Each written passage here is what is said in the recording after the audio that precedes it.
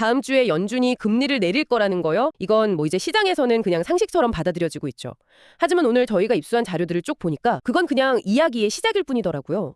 모두가 0.25%포인트 이 숫자만 쳐다보고 있을 때 금융 시스템의 가장 깊은 곳에서는 훨씬 더 거대한 움직임이 준비되고 있다는 신호가 잡히고 있습니다. 그렇죠. 사실 다음 주 FOMC의 진짜 관심 포인트는 금리 인하 여부가 아니에요. 그건 뭐 이미 끝난 이야기고요. 진짜 중요한 질문은 왜 연준은 금리 인하만으로는 부족하다고 느끼는가? 이겁니다. 바로 금융 시스템의 혈액이라고 할 수 있는 지급준비금이 말라가고 있기 때문인데 연준이 양적 긴축 QT를 멈추고 다음 단계로 뭘 고민하는지 그 단서가 바로 여기에 있어요. 오늘 저희는 전 뉴욕 연은 레포 시장 전문가이자 현재 뱅크 오브 아메리카의 전략가죠. 마크 카바나의 분석 보고서 그리고 관련 시장 데이터들을 확보했습니다. 이 자료들을 통해서 다음 주 금리 인하 결정이라는 이 표면 아래에 숨겨진 연준의 진짜 계획이 뭔지 그리고 그게 당신의 자산에 어떤 의미를 갖게 될지 한번 파헤쳐 보겠습니다. 좋습니다. 그럼 먼저 다들 아는 이야기부터 빠르게 정리하고 넘어가죠. 12월 10일 FOMC에서 금리 인하. 이거 거의 기정사실입니다. 이 자료에 나온 뱅크 오브 아메리카 예측, 또 선물 시장에 반영된 확률, 그리고 연준 위원들의 개인 전망을 담은 점도표까지 모든 지표가 한 방향을 가리키고 있어요. 내년부터 금리가 계속 내려갈 거라는 거죠. 사실상 100%라고 봐도 무방하겠네요. 시장 참여자들은 이미 이걸 전제로 포지션을 다 잡아놨을 거고요. 그렇다면 이건 더 이상 시장에 영향을 줄 만한 새로운 종목이라고 보기는 좀 어렵겠어요. 네, 표면적으로는 아주 명확하고 어떻게 보면 좀 지루한 상황이죠. 하지만 바로 그 지점에서 우리는 질문을 던져야 합니다. 연준은 왜 이 시점에 금리 인하 카드를 꺼낼 수밖에 없는가? 그리고 왜 금리라는 돈의 가격을 조절하는 것만으로는 충분하다고 생각하는가? 여기서부터가 오늘 우리가 깊게 파고들 진짜 이야기의 시작입니다. 바로 그 지점이 정말 흥미롭습니다. 자료에서 반복적으로 등장하는 레포 시장의 스트레스라는 표현이 나오는데요. 일반 투자자에게는 굉장히 낯선 용어일 수 있지만 사실 은행 시스템에 현금이 얼마나 원활하게 돌고 있는지 보여주는 일종의 건강지표, 뭐랄까 탄광 속 카나리아 같은 역할을 하죠. 아주 정확한 비유입니다. 레포 시장은 은행들이 하루짜리 초단기로 서로 돈을 빌리고 빌려주는 시장인데 여기서 금리가 갑자기 팍 튀어오른다는 건 어딘가에서 돈이 막혔다는 강력한 신호거든요. 레포 시장이 불안하다는 게 구체적으로 어떤 위험을 의미하는 건가요? 예를 들어서 2019년에도 비슷한 일이 있었잖아요.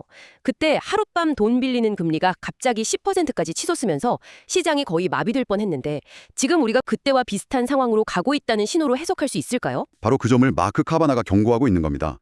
이 그래프를 함께 보시죠. 연준이 생각하는 이상적인 상태는 지급준비금이 풍부한 수준을 넘어서 충분한 구간에 머무르는 겁니다. 이 구간에서는 금리가 아주 안정적으로 움직이죠.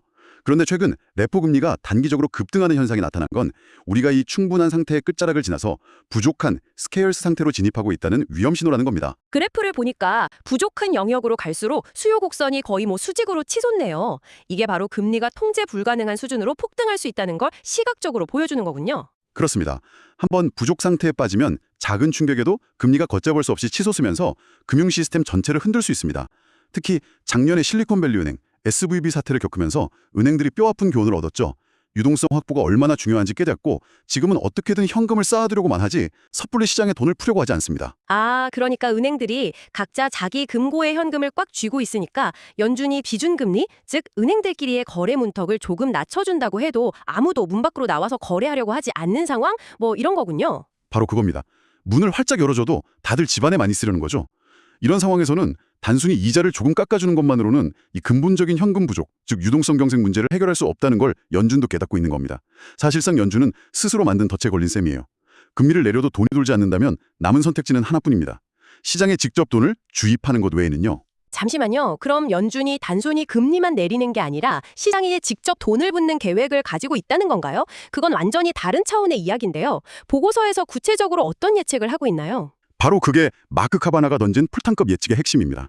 그는 연준이 바로 다음 주 FOMC 회의에서 지급준비금 관리 매입, 영어로는 리저브 매니지먼트 퍼체스, RMP라고 하는 프로그램을 발표할 거라고 보고 있습니다. 지급준비금 관리 매입, 용어는 좀 어려운데 쉽게 말해서 국채 같은 자산을 사들이면서 시중에 직접 돈을 풀겠다는 의미로 들리며 정확합니다.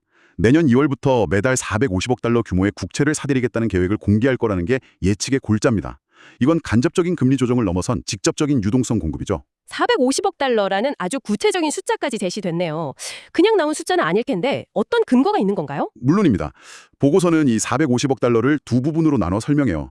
약 200억 달러는 시중에 유통되는 현금이나 여러 예금처럼 연준의 대차대조표상 부채가 자연스럽게 늘어나는 걸 상쇄하기 위한 일종의 기술적인 유지보수 비용 같은 거고요. 진짜 핵심은 나머지 250억 달러인데 이게 바로 아까 이야기했던 부족 상태로 빠지지 않기 위해서 시스템에 인위적으로 채워넣는 적극적인 유동성 공급인 셈이죠. 이건 시장의 일반적인 예상과는 상당히 다른 꽤 과감한 예측 아닌가요? 대부분은 내년 한 중반쯤에나 이런 논의가 시작될 거라고 보고 있었는데요. 맞습니다. 보고서 스스로도 우리는 시장 컨센서스를 벗어나 있다 이렇게 인정하고 있어요. 하지만 근거가 탄탄합니다. 마크 카바나는 존 윌리엄스 뉴욕 연은 총재나 로리 로간 댈러스 연은 총재 같은 연준의 핵심 실세들이 최근에 한 발언에 주목하고 있습니다. 그들이 공통적으로 대차대조표 성장을 재개하는 것이 그리 멀지 않았다, not be long이라고 말한 것을 결정적인 단서로 보고 있는 거죠. 아, 그리 멀지 않았다는 말을 바로 다음 주라고 해석하고 베팅을 하는 거군요. 정말 대담한 분석이네요. 그렇죠. 그리고 이건 더 이상 그 혼자만의 외로운 주장이 아니에요. 자료를 보면 UBS 같은 다른 대형 투자은행에서도 비슷한 규모 월 400억 달러의 국채 매입을 예상하고 있습니다. 이걸 보면 월가의 스마트머니는 이미 이 시나리오의 가능성을 상당히 높게 보고 있다는 걸 알 수 있죠. 자, 그럼 가장 중요한 질문으로 넘어가 보죠. 지급준비금 관리 매입, RMP라는 이름으로 포장했지만 중앙은행이 돈을 풀어서 자산을 사들인다. 이건 우리가 과거에 겪었던 양적 완화, QE와 본질적으로 뭐가 다른 건가요? 아주 예리하고 중요한 질문입니다. 연준은 분명히 기자회견에서 이것은 QE가 아니다라고 여러 번 강조하면서 선을 그을 겁니다. 목적이 다르다는 논리를 펼치겠죠. QE는 장기 금리를 인위적으로 낮춰서 기업 투자를 촉진하고 경기를 부양하려는 거시 경제적인 정책 목표를 갖지만 RMP는 어디까지나 단기 금융시장의 기술적인 안정을 위한 조치다. 이렇게 설명할 겁니다. 명분은 경기 부양이 아니라 시스템 안정이라는 거군요. 하지만 시장 참여자들이 그걸 고지고대로 받아들일까요? 결국 시장은 이게 QE냐 아니냐 하는 연준의 말싸움에는 별로 관심이 없을 것 같은데요. 그냥 연준의 지갑이 다시 열린다. 이 사실 하나만 보고 움직일 거라는 거죠. 바로 그겁니다. 시장 참여자 입장에서 보면 그 효과는 과거 QE와 아주 비슷하게 느껴질 수밖에 없어요. 중앙은행이 어떤 명분을 내세우던 돈을 찍어서 자산을 매입하고 시중에 유동성을 공급하는 행위의 본질은 같으니까요. 이름이 RMP든 QE든 중요한 건 연준의 대차대조표가 축소, 즉 QT를 멈추고 다시 팽창하는 방향으로 전환된다는 사실 그 자체입니다. 그리고 역사적으로 연준의 대차대조표 팽창, 그러니까 유동성 공급은 주식이나 코인 같은 위험자산 시장에 엄청난 순풍으로 작용해왔죠. 네, 역사가 항상 반복되는 것은 아니지만 강력한 상관관계가 있었던 건 부정할 수 없는 사실입니다. 중앙은행이 푸는 돈의 양이 늘어난다는 건 그 돈이 결국 어딘가로는 흘러 들어간다는 의미고 그 종착지 중 하나가 자산 시장이 될 가능성이 매우 높다는 걸 시사하죠. 알겠습니다. 그럼 지금까지의 논의를 좀 정리해보죠. 다음 주 시장의 모든 관심이 0.25% 금리 인하라는 작은 점에 쏠려 있을 때 진짜 중요한 사건은 대부분이 놓치고 있는 연준의 대규모 유동성 공급 프로그램 재개 발표 여부다 이 말이네요. 양적 긴축의 시대가 끝나고 새로운 유동성 공급의 시대가 시장의 예상보다 훨씬 빨리 시작될 수 있다는 거고요. 네, 핵심은 바로 그 전환입니다. 긴축에서 완화로의 거대한 패러다임 전환이 임박했다는 신호를 오늘 분석한 자료들이 보여주고 있는 겁니다. 그렇군요. 연준의 대차대조표가 다시 늘어난다는 건데 이 방송을 듣고 있는 당신 입장에서는 그래서 이걸로 뭘 어떻게 해야 하나? 이런 질문이 바로 나올 것 같아요. 당장 다음 주에 벌어질 일부터 내년, 내후년까지 그림을 어떻게 그려봐야 할까요? 좋은 질문입니다. 이런 거대한 변화 앞에서는 시간축을 나눠서 판단 기준을 세우는 것이 중요해요.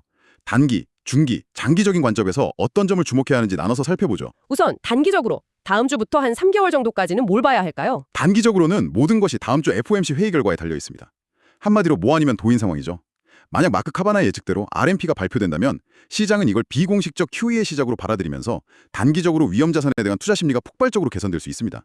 금리 인하와 유동성 공급이라는 두 가지 거대한 호재가 동시에 터지는 거니까요. 반대로 만약 발표되지 않는다면 실망 매물이 쏟아져 나오겠네요. 그랬죠. 하지만 중요한 점은 설령 다음 주에 발표되지 않더라도 레포 시장의 불안정성이라는 근본적인 문제가 해결되지 않는 한 RMP는 결국 꺼내둘 수밖에 없는 카드라는 겁니다. 시기의 문제일 뿐이죠. 그래서 실망감에 따른 조정이 있더라도 그 깊이는 좀 제한적일 수 있습니다. 알겠습니다. 그럼 중기적인 관점? 한 3개월에서 6개월 정도를 내다본다면 어떤 게 중요해질까요? 만약 RMP가 시작된다면 중기적으로는 그 실제 규모와 속도가 중요해집니다. 월 450억 달러라는 예상치보다 더 큰 규모로 더 빠르게 진행된다면 시장은 예상보다 훨씬 강한 상승 동력을 얻을 수 있습니다. 반대로 규모가 기대에 못 미치거나 연준이 계속해서 기자회견 등을 통해 이건 절대로 QE가 아니다 라면서 시장의 기대감에 찬물을 끼얹으려 한다면 상승세는 제한적일 수 있겠죠. 이때부터는 매달 발표되는 연준의 대차대조표 데이터를 직접 확인하면서 실제 돈이 얼마나 풀리는지 추적하는 것이 중요해집니다. 마지막으로 장기적인 관점, 1년 이상을 내다본다면 가장 큰 변수는 무엇일까요? 장기적으로는 이 모든 유동성 공급이 결국 다시 인플레이션이라는 괴물을 깨우지 않는지를 봐야 합니다. 연준은 기술적 조치라고 주장하지만 시장에 돈을 푸는 행위는 본질적으로 인플레이션 압력을 높일 수밖에 없거든요. 만약 잡히는 듯했던 인플레이션이 다시 고개를 들면 연준은 유동성 공급을 중단하거나 최악의 경우 다시 긴축으로 돌아설 수밖에 없습니다. 그것이 이 시나리오의 가장 큰 장기적 리스크죠. 결국 공짜 점심은 없다는 격언으로 돌아가는군요. 언제나 그랬듯이요. 또한 자료 후반부에서 암시하듯 제롬 파월 의장의 임기 종료나 2026 중간선거 같은 정치적 변수들이 연준의 정책에 어떤 영향을 미칠지도 장기적인 관전 포인트가 될 겁니다. 각자의 리스크 감당 수준에 따라 달라지겠군요. 오늘 분석은 연준이 금융 시스템의 안정을 위해 사실상의 QE를 다시 시작할 수 있음을 보여줬습니다. 여기서 당신이 한번 생각해 볼 만한 질문을 던져보겠습니다. 만약 기술적 안정이라는 명분만 있다면 중앙은행이 시장에 유동성을 공급하는 것의 한계는 과연 존재할까요? 우리는 지금 임시 방편을 보고 있는 걸까요? 아니면 영원히 끝낼 수 없는 중독의 시작을 보고 있는 걸까요?